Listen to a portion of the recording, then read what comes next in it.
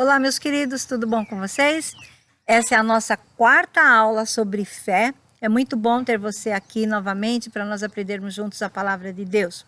Se você perdeu as outras aulas, não pule nenhuma.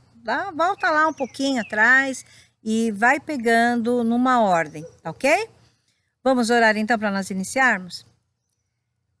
Senhor nosso Deus Todo-Poderoso, Santo e Altíssimo, nós te agradecemos, Senhor, que estamos na tua presença para aprender da tua palavra, porque nós temos liberdade, Senhor, de aprender, Senhor, meu Deus, de falar da tua palavra livremente aqui. Nós te agradecemos por isso, Senhor. E nós te pedimos, Espírito Santo de Deus, ilumina o nosso entendimento, para que nós entendamos aquilo que o Senhor tem para nós.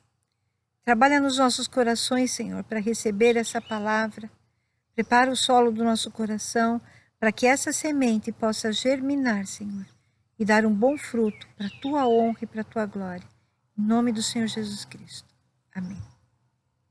Então vamos, como de costume, fazer um resuminho daquilo que nós dissemos na última aula. Na aula anterior nós falamos sobre 3 possíveis fatores pelos quais uma oração pode não ser respondida. Tem outros, mas nós citamos 3. O primeiro foi sobre a soberania de Deus.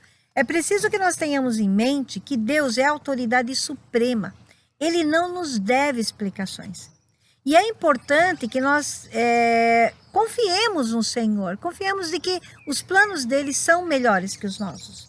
Ele é fiel e, portanto, nós podemos confiar nisso, ok? O segundo motivo foram as petições erradas. Nós falamos alguma coisa sobre a motivação do nosso coração quando nós pedimos algo para Deus. E citamos que é de extrema importância que a motivação do nosso coração, que os nossos desejos estejam alinhados com os do Senhor. E o terceiro ponto que nós falamos foi sobre a diferença entre crer a partir do Espírito e crer com a mente. Nós comentamos também que era importante dominar a alma. Lembra que eu falei que era um bichinho difícil de domar, mas que ela tem de ser domada e ela tem de se render a um espírito desde que esse esteja prostrado ao Espírito Santo. A partir daí nós começamos a falar sobre a mente. Começamos a falar alguma coisinha. Falamos que seria o quê? Um modo particular de pensar. E que isso iria compor o nosso sistema de crenças, que é o assunto da nossa aula de hoje. Então, assim, eu vou começar essa aula falando de um poema que eu estudei muitos anos atrás, quando eu fiz a faculdade de letras. É um poema de um escritor português, Fernando Pessoa, extremamente conhecido. E digamos assim que ele tinha estilos e personalidades diferentes na hora de escrever, chamados heterônimos. Um deles era o Álvaro de Campos. O Álvaro de Campos escreveu um poema em 1928, muito famoso, chamado Tabacaria. Eu vou ler 2 pequenos trechos desse poema.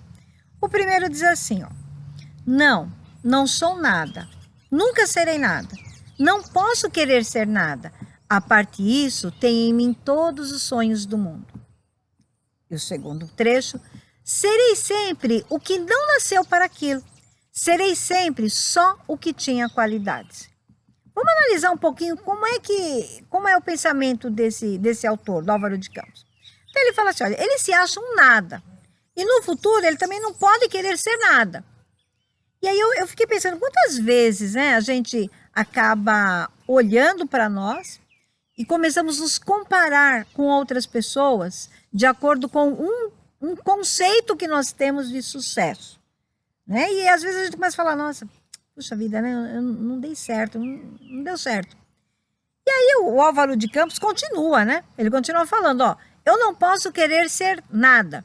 Claro que ele acha que ele não pode querer ser nada. Porque ele pensa assim, ó, a condição dele é essa. Ser nada é inerente à pessoa dele, quer dizer, não tem o que fazer. Ele não vê possibilidade de mudança. E quantas vezes nós agimos assim também? Nós falamos, mas isso daí sempre foi assim, eu já sei onde vai dar. Vai ser assim mesmo, vai acabar sempre do mesmo jeito. Nós vamos comentar um pouquinho sobre isso lá na frente. Uma terceira coisa que ele fala, o que que é? A parte isso, tenho em mim todos os sonhos do mundo. Ou seja, lá no fundo, bem no fundo, ele gostaria que as coisas fossem diferentes. Mas como ele não vê perspectiva alguma de mudança, então ele continua. Serei sempre o que não nasceu para isso. Serei sempre só o que tinha qualidades. Ele sabia que ele tinha as qualidades necessárias para chegar a um determinado ponto, a uma outra direção na vida dele. Só que ele desistiu. Por quê? Porque ele acreditou, eu não nasci para aquilo. Isso daí não é para mim. Então, assim, a gente pode imaginar o quê? Que ele, como vários de nós, acho que todos nós, né? Nós passamos por coisas na vida. Nós passamos por decepções, nós passamos por frustrações, nós ouvimos alguma coisa que as pessoas às vezes falam, isso daí não é para você não, fica aí, ó. Sabe? Às vezes na família, né? E ele acreditou que aquilo lá era verdade. E aí, e mesmo que inconscientemente, ele começou a viver aquilo que ele criou como sendo a sua própria realidade. Isso daí é o que nós chamamos de sistema de crenças. Por definição, crença, o que que é? É aquilo que eu aceito como verdadeiro. Só que isso que eu aceito como verdadeiro pode ser real ou não importa, eu aceito como verdadeiro. Então, o que que acontece? Às vezes a gente vê assim, meus avós se separaram, meus pais se separaram, então também provavelmente vou me separar, então eu nem vou casar, eu vou me separar. Isso daí é uma crença fictícia. A pessoa já põe isso na cabeça. Existem crenças verdadeiras também. A pessoa fala, poxa vida, eu quero fazer aquele curso. Acho que se eu me planejar financeiramente, ainda que seja de grão em grão, de pouquinho em pouquinho, eu vou conseguir fazer isso. Eu vou acreditar nisso, eu vou conseguir. E vai lá e consegue e faz. Economizado com sabedoria, vai conseguir fazer. Isso aqui são 2 exemplos simples. Mas imagina a quantidade de coisas que existem e que nós acreditamos, sejam elas reais ou imaginárias, e em várias áreas da nossa vida. Na área amorosa, na nossa vida espiritual, na nossa saúde, em várias coisas. Isso daí é o sistema de crenças. Então, o sistema de crenças posso definir como? Como um conjunto de crenças que uma pessoa tem em um dado momento. Agora veja o que é em um dado momento. Então significa que não é algo perpétuo. Ele pode mudar. Eu conheço a história de uma moça, uma mulher. Ela passou por momentos difíceis mesmo, sabe? Em várias áreas diferentes, né? E um dia, uma pessoa falou assim para ela, puxa vida, né? Você é tão inteligente, você tem tantas qualidades, puxa, sabe fazer isso, sabe fazer aquilo, se desenvolve aqui, se desenvolve ali e tal, mas você não deu certo, né? E aí, a moça acreditou naquilo.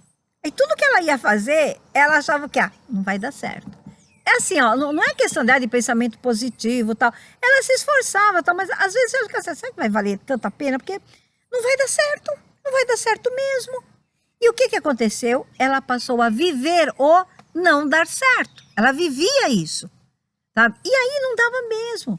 Porque ela vivia em um conjunto de crenças que se formou.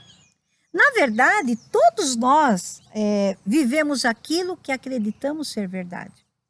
Só que aí, um dia, graças a Deus, né, uma pessoa chegou para ela e falou assim, peraí, né, mas por que você fala isso, né, que não deu certo? Aí essa pessoa perguntou para ela, falou assim, qual que foi o parâmetro que aquela pessoa que disse isso para você usou para falar que você não deu certo? E ela foi investigar, ela foi para ela falar, é mesmo, né, por que será, né? Aí ela foi ver que era questão do salário. Aquela outra pessoa que tinha dito para ela, tinha um marido que ganhava muito bem. Eles eram pessoas bem materialistas. Então, o que aconteceu? Ela mensurava o sucesso das pessoas, se a pessoa tinha dado certo ou não tinha dado certo, de acordo com o salário que a pessoa ganhava. Só que aí, e essa moça não, ela tinha uma outra perspectiva, ela tinha uma perspectiva mais humana. Então, ela se deu conta de que, peraí, então aquilo que é verdadeiro para aquela pessoa lá é diferente para mim. Não é assim que eu creio. E como ela, graças a Deus, conheceu Jesus, então ela passou a conformar o sistema de crenças dela com o que a palavra dizia, com o que a Bíblia estava falando para ela. E aí o que aconteceu?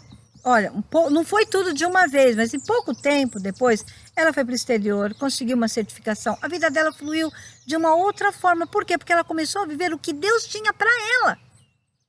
Então, o que acontece? Isso prova que o sistema de crenças pode ser mudado e deve ser alinhado com a palavra de Deus. A gente vê um exemplo na Bíblia, que é o caso de Gideão. Lá em Juízes 6, 14 e 15, diz assim, ó. O Senhor olhou para ele, Gideão, e disse, vai nessa tua força e livra a Israel das mãos dos midianistas. Não te enviei eu? Respondeu-lhe Gideão, ai meu Senhor, com que livrarei a Israel? A minha família é a mais pobre de Manassés e eu o menor da casa do meu pai. Vejam que, da perspectiva de Deus, Gideão era a pessoa certa para fazer a obra. Tanto que ele enviou. Só que, da perspectiva de Gideão, não, ele era de uma família humilde, era a família mais pobre e, ainda por cima, ele era o menor da família. Ele era o menos capacitado. E Gideão ainda ficou resistindo ao chamado de Deus. Aí começou aquela história, né? Tira o velo, põe o velo, tira o velo, põe o velo. Só que lá no versículo 34, a palavra de Deus fala assim, ó, que o Espírito do Senhor revestiu a Gideão. Sabe, eu não quero que vocês pensem aqui que eu sou adepta daquela visão do super crente, né? Que nada dá errado, que o crente é sempre vitorioso. Não, queridos, ser salvo não significa que você não vai sofrer mais nada. Primeiro Jesus mesmo falou, né? No mundo tereis aflições. E Paulo, né? Paulo, olha, lá em 2 Coríntios 11, 24 e 27, ele faz uma breve descrição de algumas coisinhas que ele passou. Ó, 5 vezes recebi dos judeus uma quarentena de açoites menos 1. 3 vezes fui açoitado com varas. 1 vez fui apedrejado. 3 vezes sofri naufrágio. 1 noite e 1 dia passei no abismo. Em viagens, muitas vezes, em perigos de rios, em perigos de assaltantes, em perigos entre patrícios, quer dizer, os naturais, né, dele, em perigos dos gentios, em perigos na cidade, em perigos no deserto, em perigos no mar, em perigos entre os falsos irmãos, em trabalhos de fadiga, em vigílias muitas vezes, em fome e sede, em jejum muitas vezes, em frio e nudez. A gente passa por uma série de coisas na vida, mesmo sendo cristão. Vamos ver um pouquinho de Jeremias, meu profeta favorito? Deus já havia falado com ele. Tanto que é ele quem narra, né? Ó, Jeremias 1, 4, 5 diz o quê? Ó, veio a mim a palavra do Senhor dizendo, antes que eu te formasse no ventre, te conheci. E antes que saísses da madre, te santifiquei. As nações te dei por profeta. E no versículo 6, Jeremias responde, então disse eu, Senhor Deus, não sei falar, não passo de uma criança. Como a gente arruma desculpa, né? Para não cumprir o chamado de Deus, não é mesmo? Deus tinha um plano para Jeremias antes da fundação do mundo. Assim como ele tem para mim, ele tem para você. Ele tem para todo mundo, gente. Vocês podem acreditar nisso. Isso é verdadeiro. Só que assim, Jeremias se via como alguém incapacitado para fazer aquela obra. Alguém que não ia conseguir fazer o que Deus mandou que ele fizesse. Aí Deus continuou falando para Jeremias, ó. Mas o Senhor me disse, não digas, está no versículo 7, não digas, não passo de uma criança. Aonde quer que eu te enviar, irás. E tudo que eu te mandar, dirás. É assim, ó. Nós temos limitações? Sim. E nós podemos, às vezes, estar conscientes das nossas limitações. Daquilo que a gente não pode fazer, daquilo que a gente não consegue fazer. Mas existe algo que a gente precisa lembrar a todo instante. Se chama dependência de Deus. Isso muda tudo, gente. Isso muda todas as coisas. Sabe? Jeremias foi escolhido, olha, quando ele ainda nem estava no ventre da mãe dele. Que Deus conhece todas as coisas. Ele antes de sair do útero, né, da madre, da mãe dele, ele já foi chamado como profeta das nações. Então, assim, olha, Deus tem coisas para nós. A gente precisa depender do Senhor. Ele sabe de todas as coisas. Se Ele mandar, nós temos de confiar e fazer. E essa dependência de Deus muda tudo, inclusive o nosso sistema de crenças. Por quê? Porque esse sistema de crenças é formado de acordo com as coisas que eu ouço, com experiências que eu tenho. Eu me lembro uns anos atrás que tinha, eu não sei se era um filme ou se era uma propaganda, mas tinha uma senhorinha assim na frente da TV, e aí vinha lá propaganda na TV onde ela estava assistindo, né? Na qual ela estava assistindo.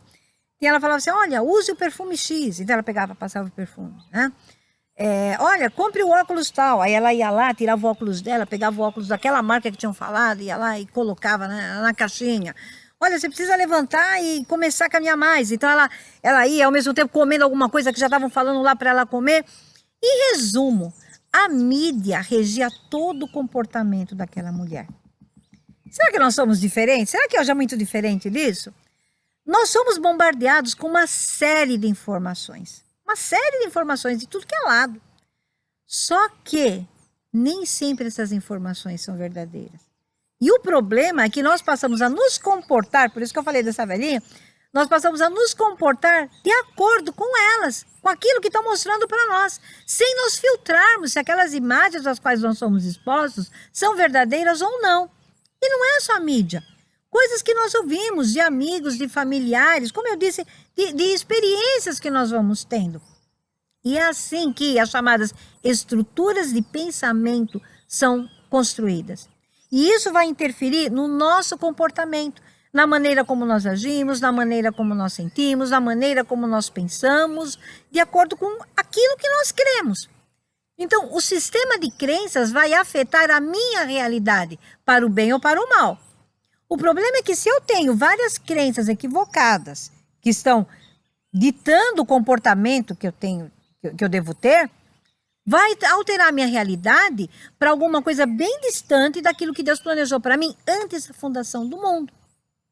E essas estruturas de pensamento que vão se formando, elas vão se tornando verdadeiras fortalezas na nossa mente. E é o que nós chamamos de absolutos. Tem não sei se vocês já assistiram, eu estou assistindo ainda, não terminei. Mas tem uma série na Netflix chamada 3%. E é uma história assim, ó, de que as pessoas quando chegam aos 20 anos de idade têm de passar por um processo seletivo para ir para um outro lugar. Não vou dar nenhum spoiler aqui, tá? Fiquem tranquilos. E aí lá tem duas famílias, a família Álvares e a família Toledo. Aí assim, ó, a família Álvares, quem é dessa família Álvares, vai lá prestar o processo e já fala assim, já passei, porque eu sou Álvares.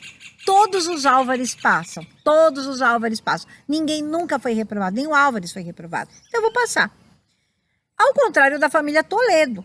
A família Toledo já é assim, ó, eu sou Toledo, então eu não vou passar, nem vou me esforçar em, sabe, passar lá nas provas que tem, porque eu sou um Toledo. Todo mundo sabe que nenhum Toledo passa naquilo ali. Por que eu vou passar? Então, já nem se esforça mesmo e não passa. O problema, gente, é que é assim, ó.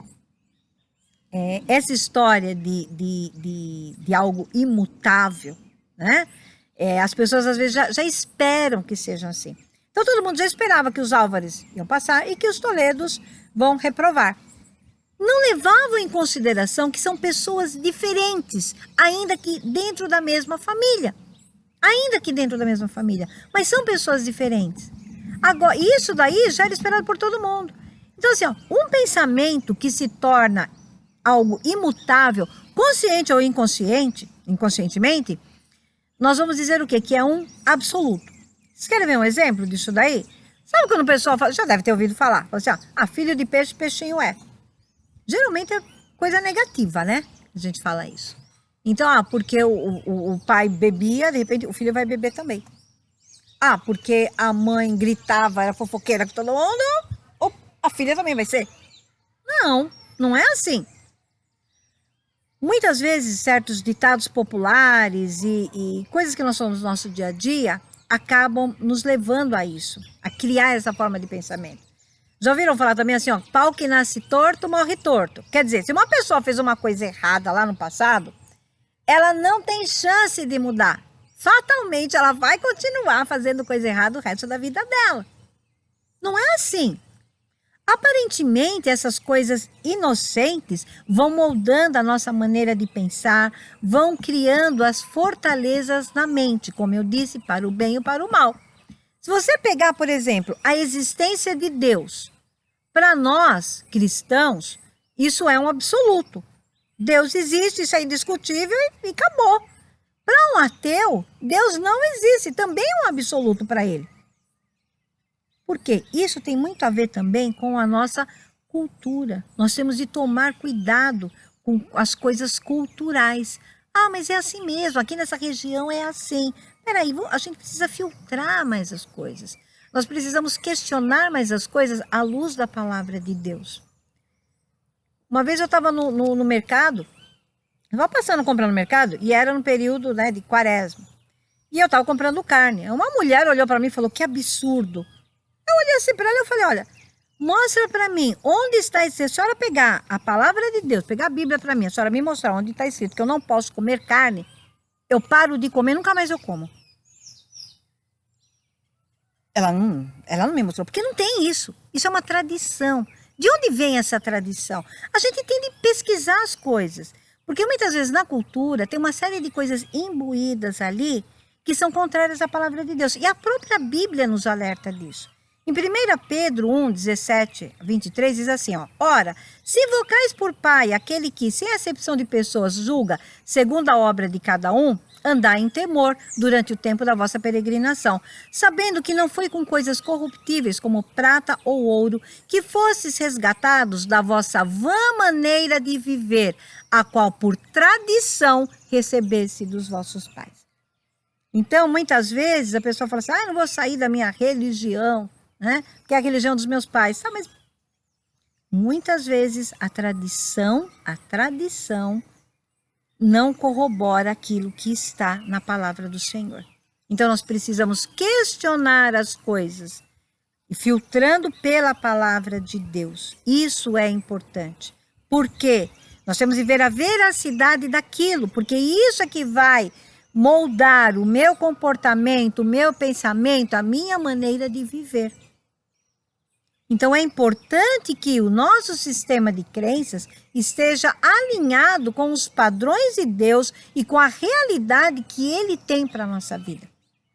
A base da nossa crença tem de estar, assim como nós somos filhos de Deus, tem de estar arraigada na rocha. Eu gosto dessa palavra arraigada. Está lá em Colossenses 2, 6 e 7, diz assim, ó.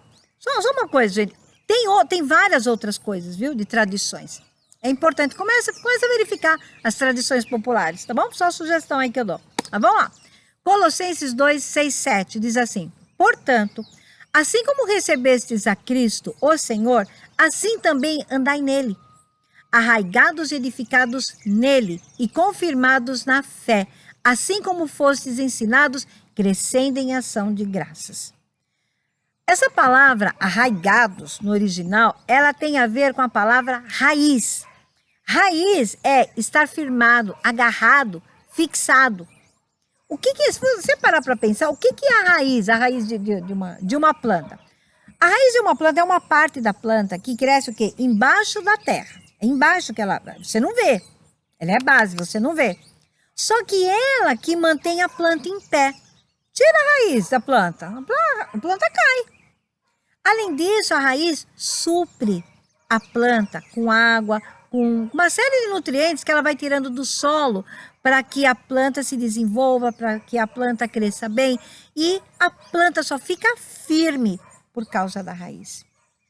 Quando a gente vê aí o versículo, a gente vê o quê? Que Cristo Jesus é o Senhor. Isso é um absoluto para nós.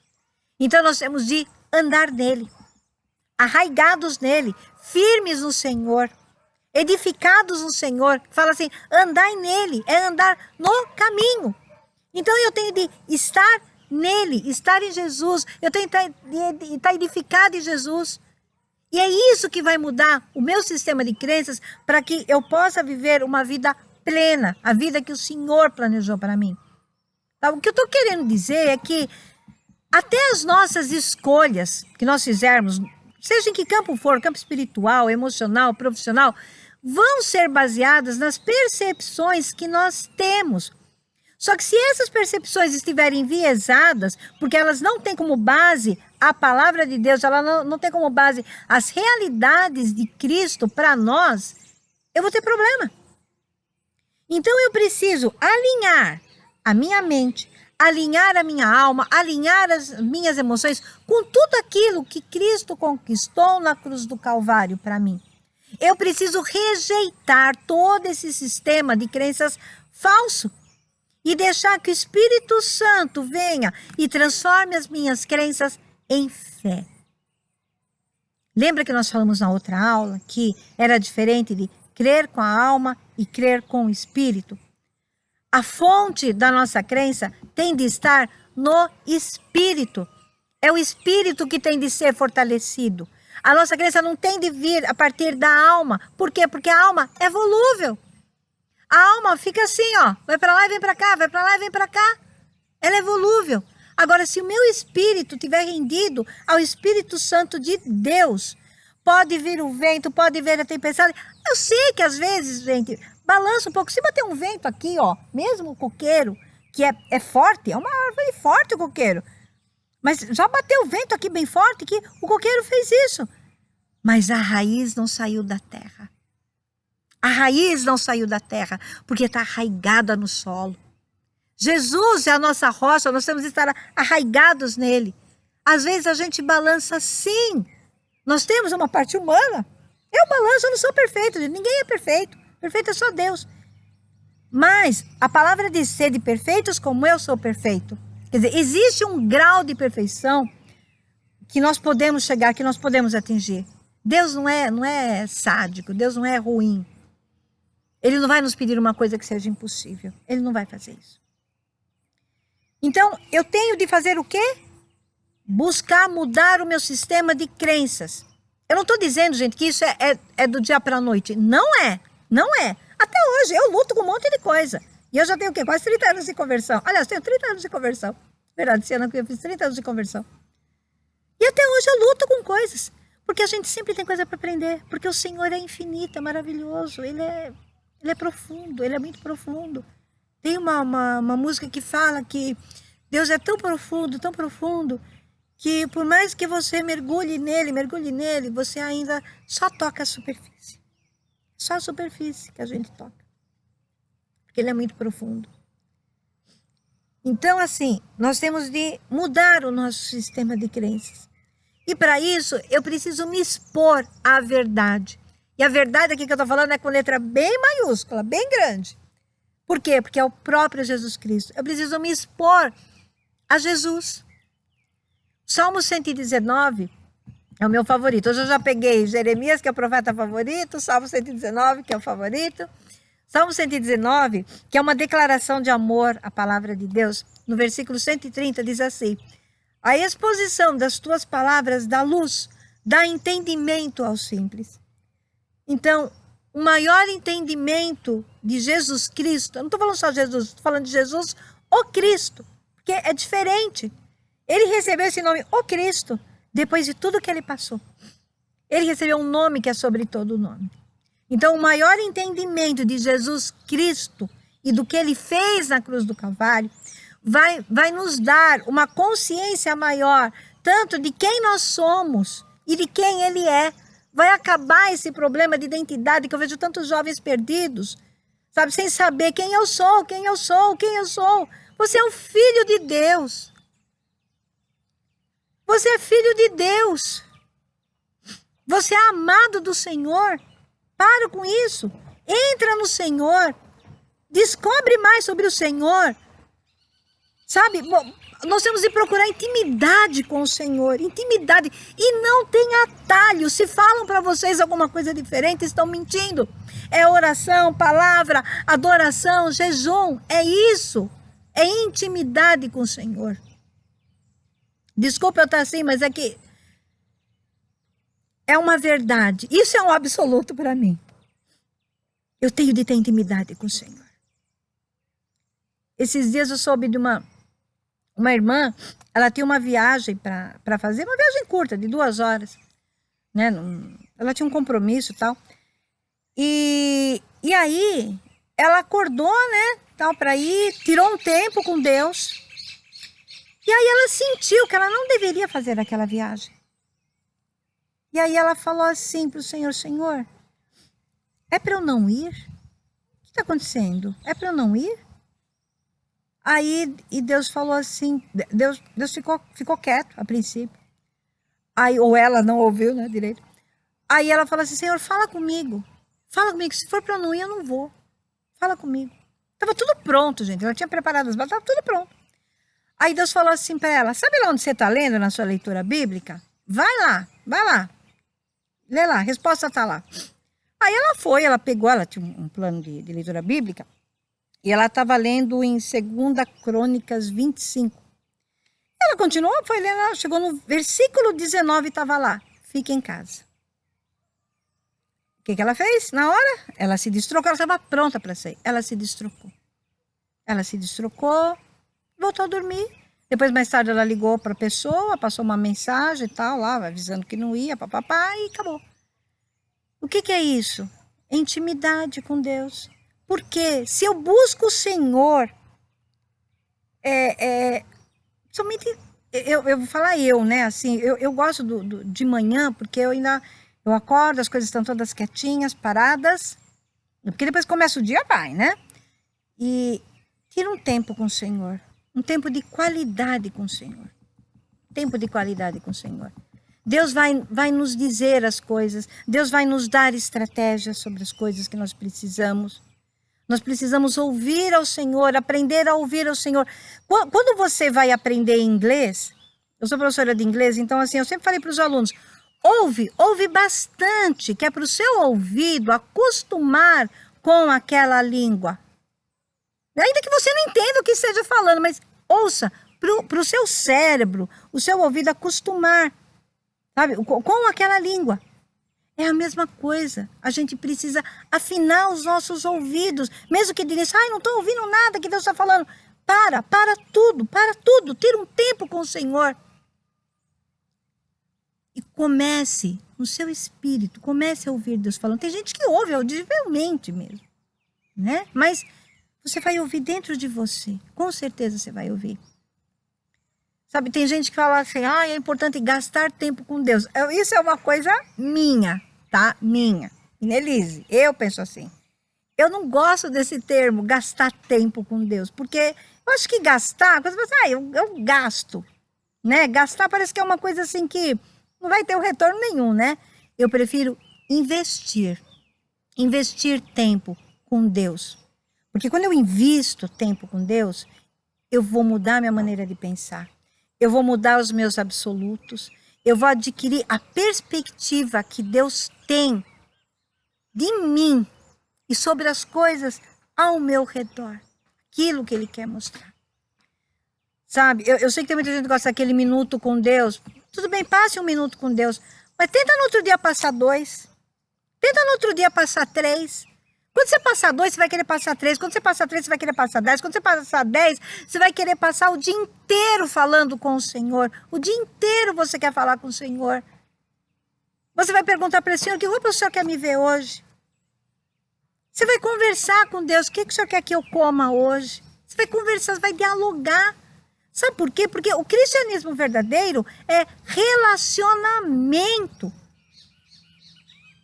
Relacionamento. E as escrituras têm de ser a nossa realidade. Então é importante que a gente se exponha à influência dos céus para nós aumentarmos o nosso nível de consciência de Deus e do seu reino. E aí nós vamos conseguir lutar contra o maior inimigo da nossa fé. Não é o nosso irmão, não é o nosso vizinho, não é outra denominação, não é o pastor, não é o marido, não é a esposa, não. O maior inimigo da nossa fé é algo que pode estar dentro de nós, que é a dúvida. Vamos ver um pouquinho sobre ela? No grego, nós encontramos 3 palavras, não vai dar tempo de ler tudo, mas eu vou deixar aqui os versículos para vocês. Nós encontramos 3 palavras para essa palavra dúvida. Aporeu, que significa sem recursos, não saber se decidir ou o que fazer, sem caminho, sem direção, perdido. Você encontra isso em João 13, 22. Segunda palavra, distadzo, que no grego significa vacilar, oscilar entre dois opostos. Duvidar, que é uma dúvida baseada nas circunstâncias. Está lá em Mateus 14, 31. E a terceira palavra é meteorizo, que significa vacilar entre dois caminhos. Desculpem. Cochear entre dois caminhos.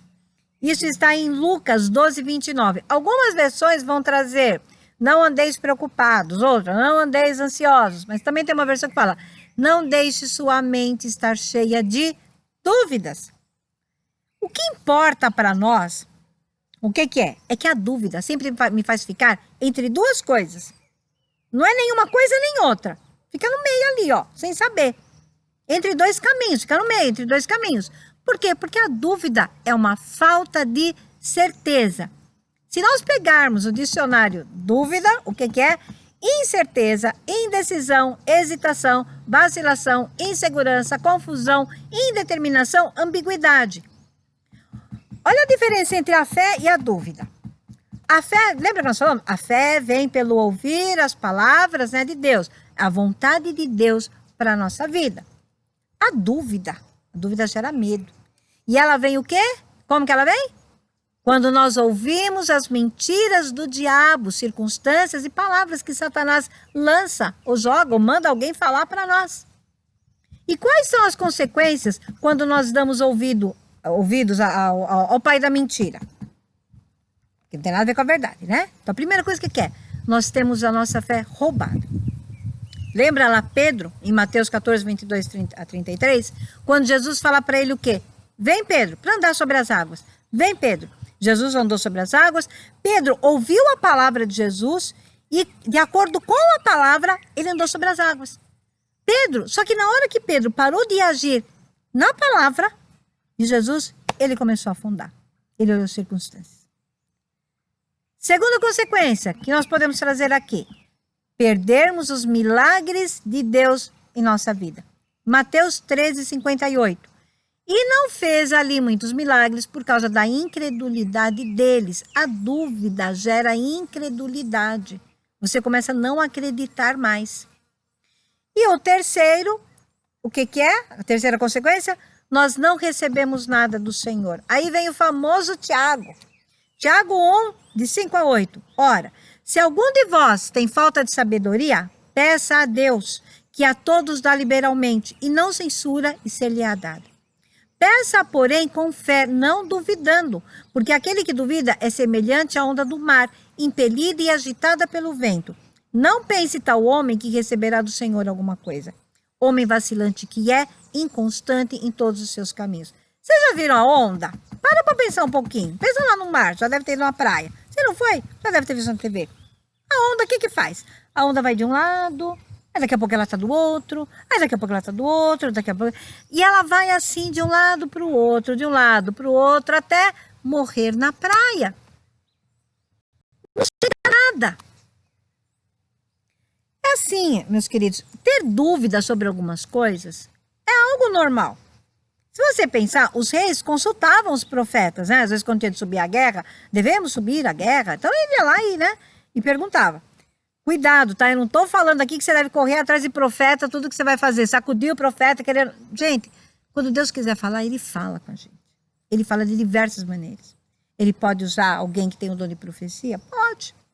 Mas ele também pode usar... Quantas vezes Deus já falou comigo aqui? O carpinho. O carpinho da terra aqui, Deus falou comigo. Eu tirando a erva daninha, cada tipo de erva daninha, Deus falou comigo. Deus fala de diversas maneiras. Deus pode usar alguém, Deus pode usar... as coisas, os animais, as naturezas, aquilo que ele quiser, sonhos, visões, aquilo que ele quiser. Lembra da soberania de Deus? Soberania de Deus. Mas vamos voltar lá. Só um parênteses aqui. Então assim, ó, no nosso dia a dia, nós temos de fazer várias escolhas. E é comum nós termos dúvidas, às vezes assim, sobre que caminho tomar, o que a gente vai fazer. É normal isso. Vamos ver um exemplo bíblico? Terminando, tá? Então assim, ó, Josafá recebeu lá a notícia que os moabitas, os amonitas e os meunitas viriam contra ele. Lá em 2 Crônicas 20 narra toda essa história linda. No versículo 3 fala que Josafá teve medo. Puxa vida, Josafá teve medo sim. Só que no versículo 12, olha o que ele fala. Ó nosso Deus, não julgarás? Pois em nós não há força perante esta grande multidão que vem contra nós. Não sabemos o que fazer, mas os nossos olhos estão postos em ti. Então, você pode ter dúvidas sobre algumas coisas. O que você não pode ter dúvida é sobre Deus. É sobre a onisciência de Deus. É sobre a onipresença de Deus. É sobre a onipotência do Senhor. Mas dúvida, às vezes a gente tem. Eu não sei o que fazer. O que eu tenho de fazer? Manter os meus olhos postos em Deus. Josafá sabia disso. Josafá viu Deus como o refúgio dele. Viu Deus como a solução. Na verdade, Deus é a solução para tudo na nossa vida. Tudo. E aqui, meus queridos, eu não posso deixar de falar algo que sempre me martela a cabeça, que é Elias e os profetas de Baal. Lá em 1 Reis 18, 21, Elias chegou e falou, né? Não. Elias se chegou a todo o povo e disse, até quando cocheareis entre dois pensamentos? Se o Senhor é Deus, seguiu. E se é Baal, seguiu. Porém, o povo não lhe respondeu nada. E aí eu fico pensando, até quando nós vamos cochear entre dois pensamentos? A gente vê lá, Deus cura. Aí a gente pensa, será que ele vai me curar? Será que ele cura mesmo? Será que isso daí, esse testemunho aí que eu ouvi, será que é de verdade? Não, Deus salva, está escrito que Deus vai salvar a mim e a minha família. Será que ele vai mesmo? Está escrito que Deus vai suprir as minhas necessidades. Será que Deus vai conseguir mesmo fazer isso? Mas se ele não conseguir? E aí, meus queridos, a pergunta fica para nós, né? Até quando? Até quando nós vamos duvidar do Senhor? Que me chama muita atenção, que fica martelando isso na minha cabeça, como eu falei, de Elias e os profetas de Baal, é que o povo não respondeu nada para Elias. O povo continuou lá, ó.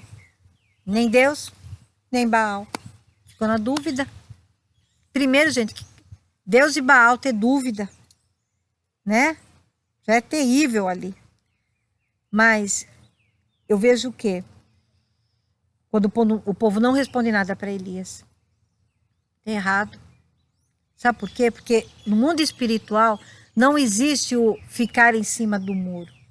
Há muitas pessoas que se omitem sobre uma série de coisas. Há muitas pessoas que não têm um posicionamento ou não querem expor o seu posicionamento e ficam em cima do muro. Só que no mundo espiritual não tem o em cima do muro. O mundo espiritual requer de nós um posicionamento.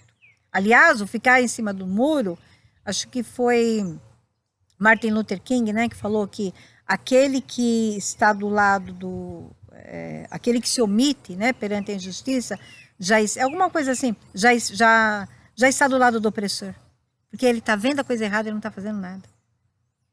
E aí, talvez, Jesus hoje esteja falando para nós, como ele disse aos discípulos, em Mateus 17, 17. Ele falou assim, né? Ó geração incrédula e perversa, até quando estarei convosco? Até quando vos sofrerei? Trazei-me aqui o menino. Os discípulos não puderam expulsar lá o demônio. E a gente vê o quê, né? Até quando vos sofrerei? Por quê? Porque Jesus sofre com a nossa incredulidade.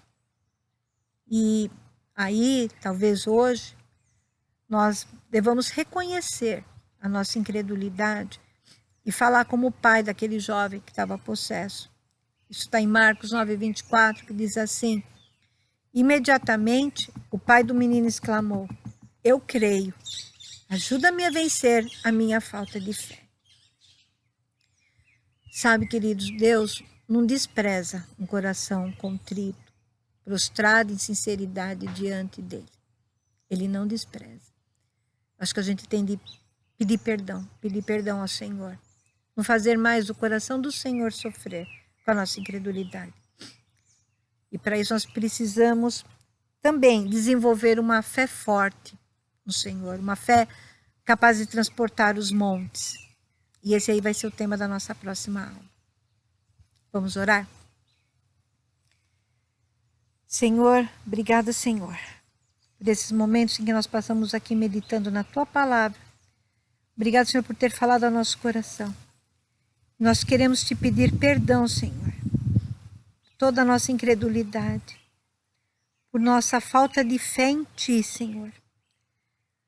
Perdão, Senhor, meu Deus, porque muitas vezes nós não cremos que o Senhor seja capaz de nos curar, que o Senhor seja capaz de nos consolar. Perdão, Senhor, meu Deus, porque muitas vezes buscamos outras coisas como refúgio. Perdão, Senhor, meu Deus, porque nós não Te buscamos. Perdão, Senhor, porque os nossos olhos muitas vezes não estão postos em Ti, Senhor. São postos em pessoas, em denominações, em médicos, em remédios, em governos, em uma série, em outras pessoas, em familiares, quando nós sabemos que o Senhor é o único Senhor, o único Salvador. Senhor, nós queremos Te pedir, ajuda-nos a mudar o nosso sistema de crença, Senhor. Ajuda-nos, Senhor, meu Deus, a agir, a nos comportarmos de acordo com a Tua Palavra, a pensarmos como a Tua Palavra nos diz, Senhor. Alinha, Senhor, meu Deus, as nossas mentes, alinha, Senhor, meu Deus, as nossas emoções, alinha o nosso coração, Senhor, ao Teu coração. Nós Te pedimos, Senhor. E, Senhor, nós pedimos que essa palavra que foi dita hoje não seja roubada do inimigo, Senhor. Não seja roubada, Senhor, pelo inimigo dos nossos corações. Nós Te agradecemos, em nome do Senhor Jesus. Amém. Tá bom, meus queridos? Até a próxima aula, então, em nome de Jesus. Um beijo. Tchau.